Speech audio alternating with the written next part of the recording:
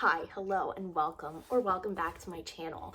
As you may have noticed, I recently changed the name from PJs and Pages to Danielle Reads Books. That is because lately I have not been reading in my PJs.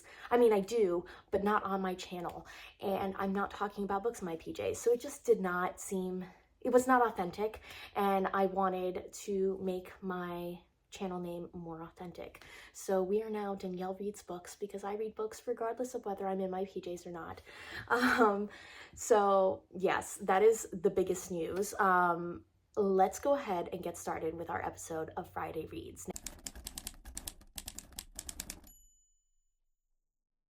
Now, if you're new here, Friday Reads, we talk about the books we've read, the books we are currently reading, and the books that we may have purchased or picked up from the library. So let's go ahead and get started with the books that I have finished. I finished 2 books this week. I actually finished Our Wives Under the Sea by Julia Armfield. Now, this is a hard book for me to review. Not because it was a hard book. It was a good book. Very poetic language, very allegorical. It is literary fiction / cosmic horror, which I did not know anything about cosmic horror, but essentially it just deals with existential dread. And yeah, it was good. It was really good. However, it was really, really weird. And there were parts of it that I wasn't sure I was understanding, which is why I rated it 3.75 stars instead of 4 stars. It was just because of my understanding thing. I have recently asked people questions since reading it, and it seems like you are meant to be left kind of in the dark and not understanding and excuse me, leaving it up to your own conclusions as to what happened. But at the time, I was not sure if maybe I just missed something or I wasn't understanding the allegory. But essentially, this is a book about grief, and it follows 2 women who are married, Leah and Mary. Leah is a marine biologist, and she goes on an expedition in a submarine, and she's supposed to be gone for 3 weeks, but chaos ensues. Something happens on the submarine that makes it so they are not sure if they are ever going to surface, and she actually ends up being gone for 6 months. And Mary is up there waiting for her. And when she finally gets back, Leah is not the same person she was when she left. So Mary is dealing with the trauma of thinking her wife might have died or was dying. She is dealing with the fact that this is not the same person that left her.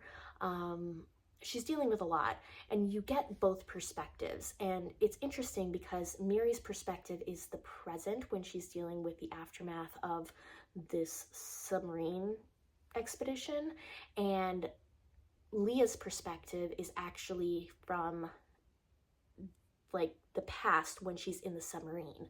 So you get to see what led up to where she's at and then what's going on. It's very interesting. It was beautifully written, very well done. Yeah, I really enjoyed it. Recommend it. I think that for a lot of people, this might be a 5-star read even. People who are much smarter than me and catch on to things better than I do. But for me, it was a 3.75 star read. And I think that it definitely has an audience, but it doesn't have the widest of audiences, if that makes sense. So Our Wives Under the Sea by Julia Armfield is the book that one of the books that I finished. The other book that I finished was a nonfiction book called Forks Over Knives, which is a companion book for the documentary that came out in the late 2000s, maybe 2015, I don't remember. Excuse me, my allergies are awful. But basically it is a companion to this documentary. If you've watched the documentary, I don't think you need to read the book. If you read the book, I don't think you need to watch the documentary. They are kind of the same thing. The nice thing about the book, though, is that it gives you probably more details and like background information on some of the people that are involved in the documentary and have done studies that support the documentary's findings and information. Then you also get at the end a bunch of recipes.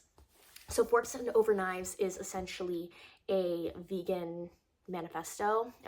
It's about changing your diet so that you can be a healthier human being, because switching to a plant-based whole foods diet will make you live longer, and also excuse me, and also will help cure some diseases, which findings, like research findings, have proven this. And years ago, I watched the documentary and went vegan.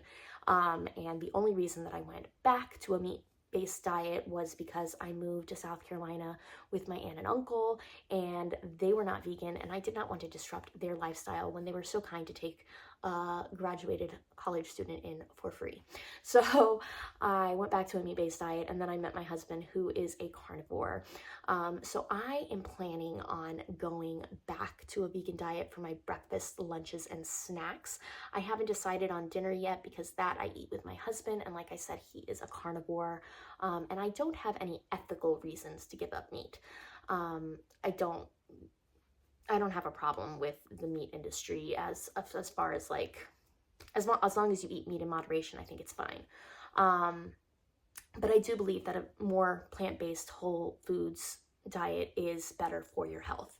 So I am planning on going back to that, and I wanted a refresher, and this book was perfect for that. It was a quick read. It's very fast, very short. Lots of information. I think that I want to read some of the studies that were done in it and maybe look into them a little bit more. So there were references to some of those things, and I'm going to pick those up.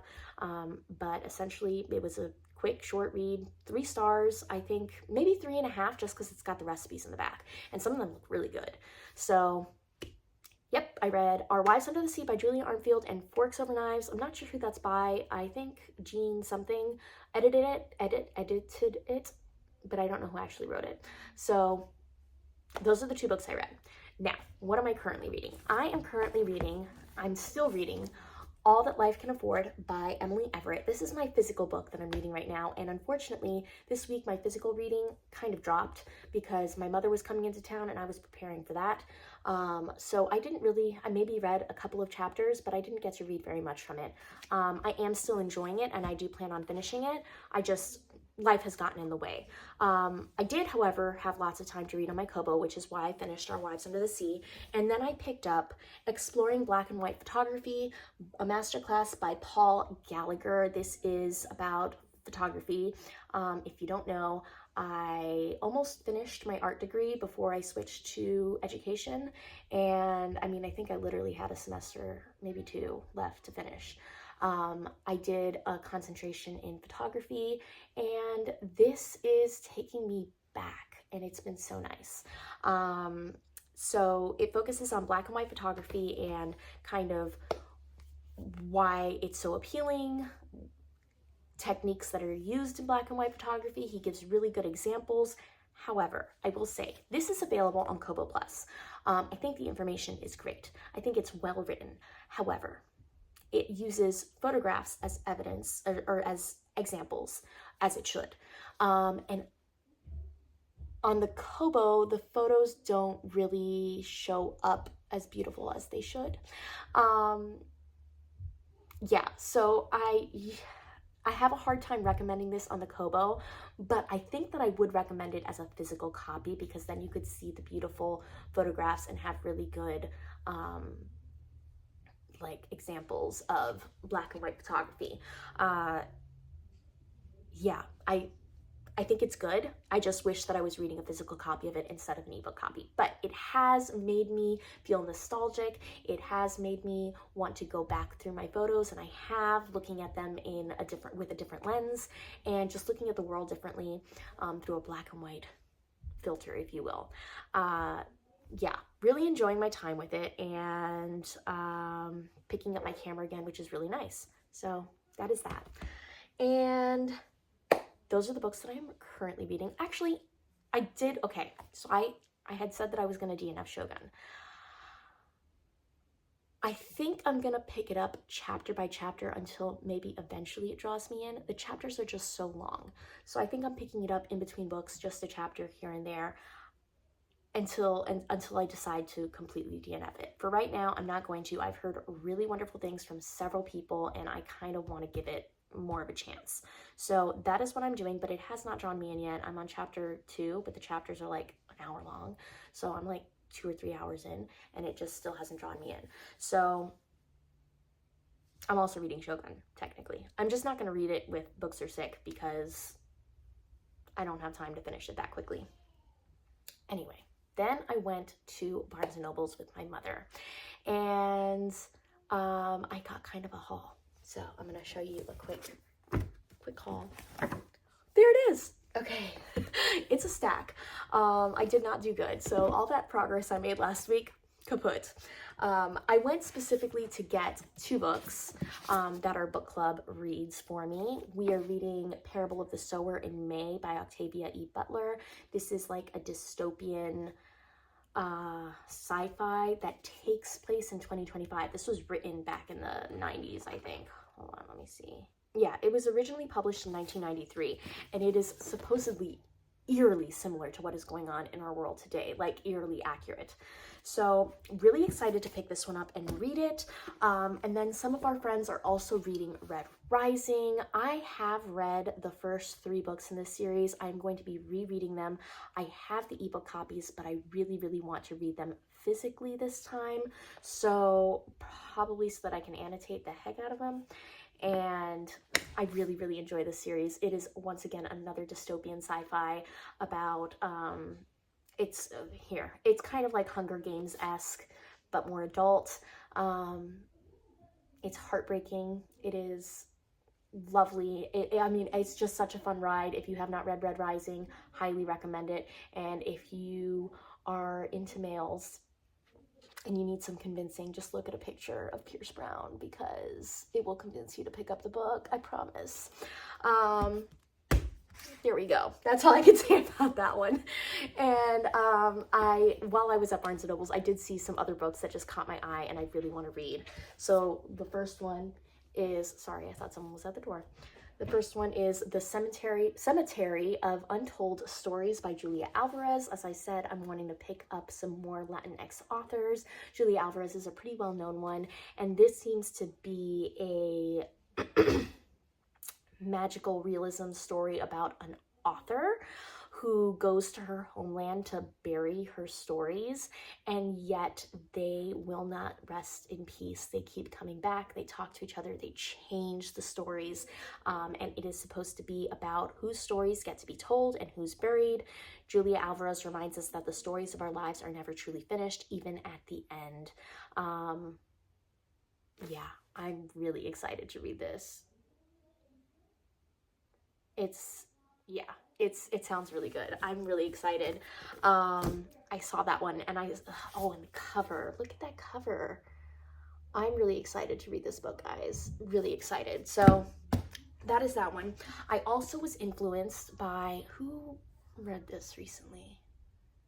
I will insert a link to whoever it was that read this, but I was influenced by The Conditions of Will by Jessa Hastings. This is the same author who wrote the Magnolia Park series. I have not read that one yet, but apparently this one is kind of like a standalone or maybe a new series. I'm not sure.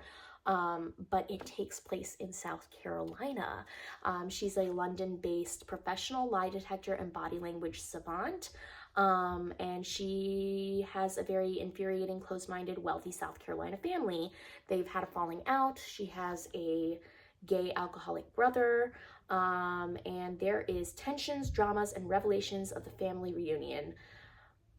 Georgia and Sam are drawn to each other. However, Georgia's brother also harbors feelings for Sam, and the last thing Georgia wants to do is hurt the only family she's ever had. Okay, so there's love triangles, there is drama, there is family drama.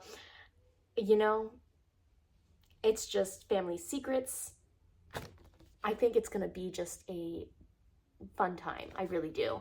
And this cover, once again, just these covers are so beautiful. Who does the covers on these?